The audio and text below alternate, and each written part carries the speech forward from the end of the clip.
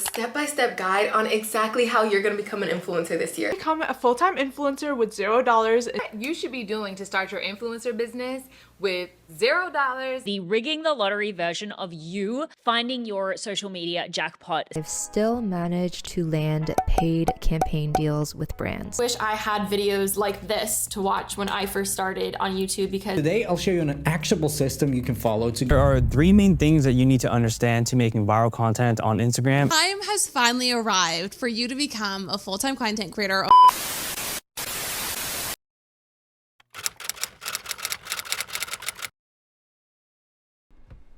Have you ever wanted to be an influencer? Seen the life of one that you adored and wanted to replicate it for yourself? What about a feeling of closeness to a creator? Have you ever felt like someone was just so real, you might as well know them in real life? I want you to do me a favor and pause the video right now to write down your initial responses to these questions. They will be relevant later. I mean, who doesn't want to be an influencer? Now more than ever, the chance to reach celebrity or influencer status feels closer than ever before. If you just buy the right products, work hard enough, and follow Kim K's makeup routine, maybe you too can be Kim K. Why would you say that? How did this all start anyway?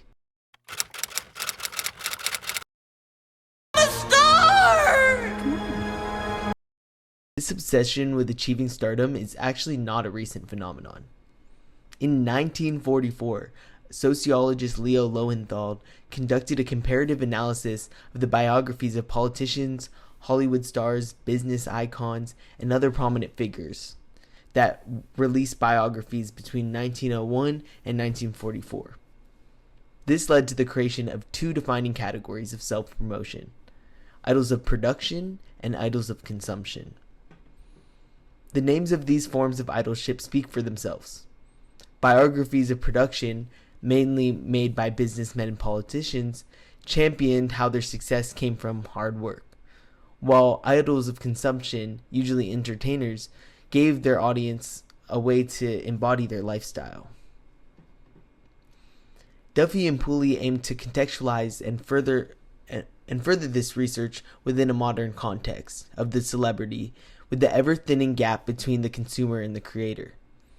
They state that due to the new media landscape, Lowenthal's categories of production and consumption have collapsed into one: idols of promotion, where the product being sold is themselves, as the example of the neoliberal subject.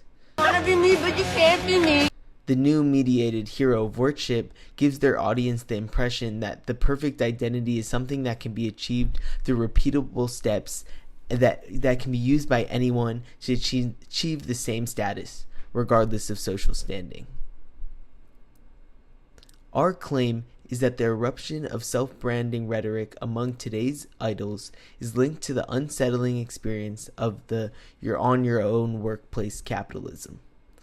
The self-branding arts of today's idols are lessons in performance, making it in vigorous times.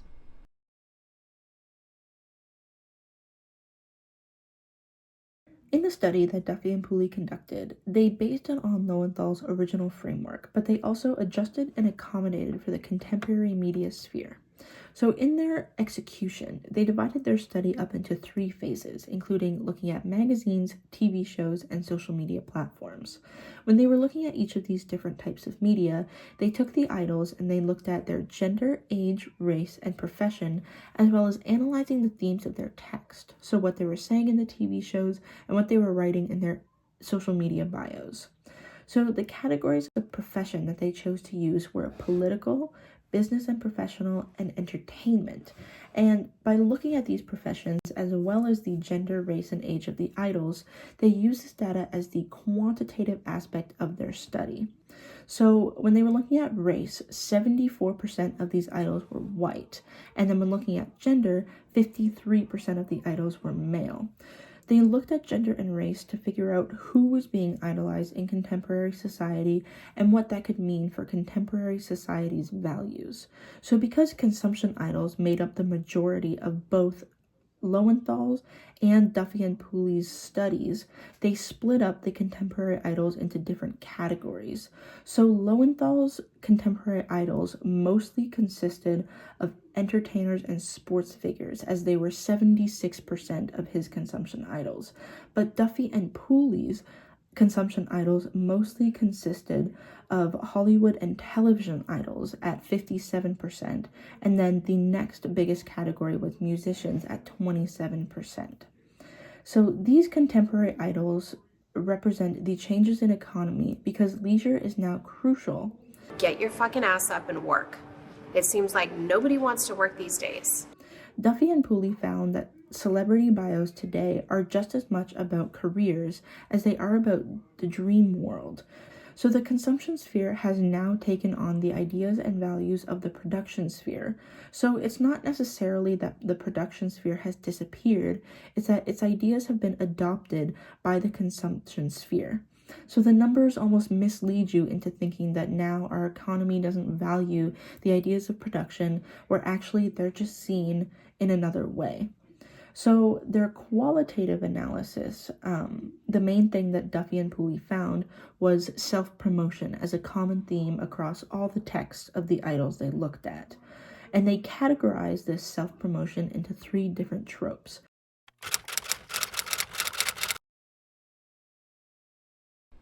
Similar to Lowenthal's production categories, this trope is the belief that the American dream can be achieved if one just really works hard to get what they want. These narratives often outright ignore the structural implications and inequalities that could have been working against them. Individual hardship then is able to exist to further construct the idol as the author of their own destiny, even when evidence from the articles suggests a more complicated reality.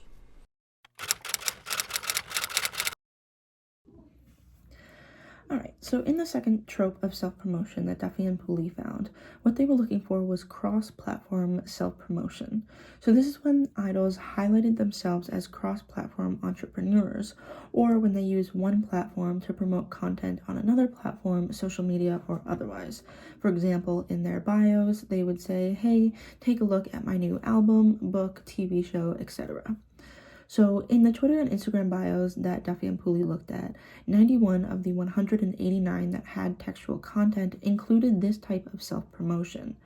The stars' self-descriptive choices, their tendency to cede their biographical real estate to their latest business venture, signal that publicity and entrepreneurial craft anchor these idols' self-presentations.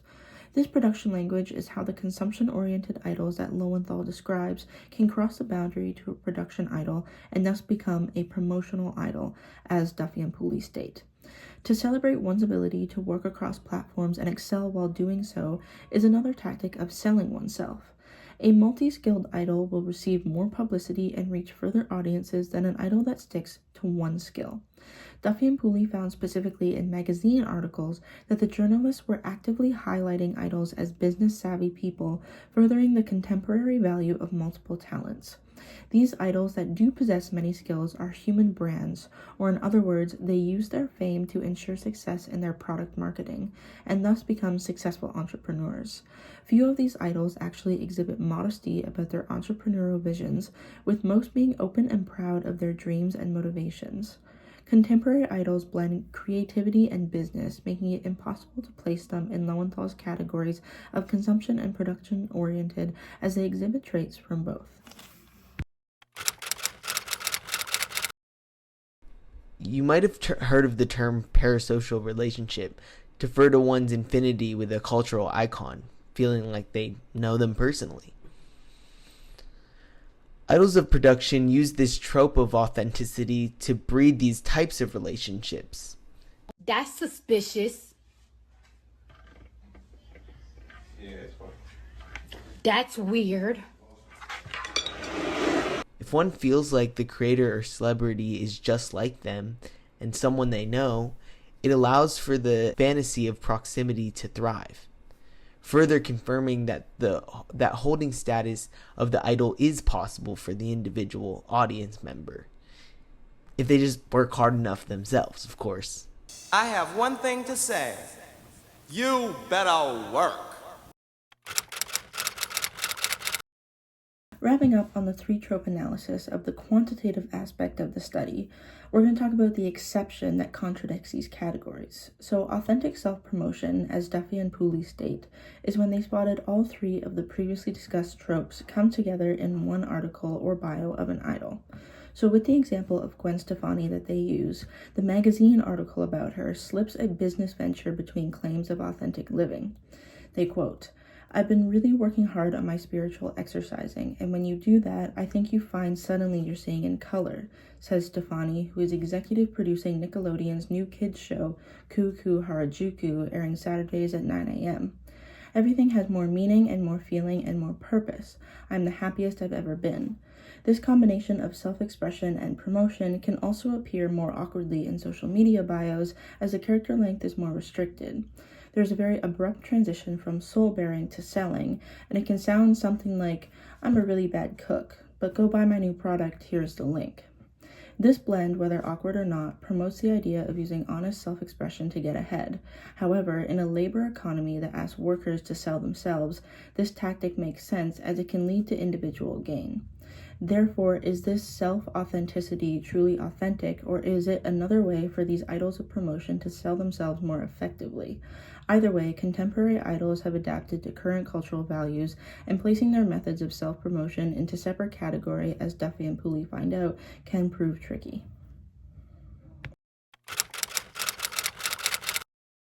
Do more cool shit, and then you'll have cool shit to talk about. The new hero narrates their own mastery of the public arts, inviting fans and followers to emulate their example. The individual account format on Instagram and Twitter reinforces that the stars are not merely objects of mass consumption, but are also authors and producers of their own careers. This new media landscape has created a cultural anxiety around performing the perfect individual identity. Duffy and Pooley state that this has left the modern reflexive self in a limbo between hopeful aspiration and the crippling fear of failure. In turn, this has left the individuals desiring for a constant compulsion of self-improvement. Understanding success as simply something that is internal denies the complex systems that can make or break an individual's success in a field. Further, the truth is that struggles of these idols are far different from the struggles of the average consumer. As Duffy and Pooley said, the struggle to stay famous is qualitatively different from the struggles to earn a livable wage. But that gap is exactly what idols of promotion or their representations help to obscure. While research in this field remained fairly dormant after Leo Lowenthal's analysis in 1944, Duffy and Pooley suggest that it is vital that we continue to research this ever-changing parasocial landscape that exists between idol and user. The library is about to be open. Okay. What did we learn, class? Let's discuss. Remember those questions I asked you earlier? I want you to contextualize your initial response in relation to Duffy and Pooley's 3 media tropes. Have you ever fallen for any of them? In what ways do you feel the need to perform the productive life outside of the desire to be like an influencer? Do you feel like these pressures have seeped into your everyday communities and interactions? Let us know. Leave a comment down below.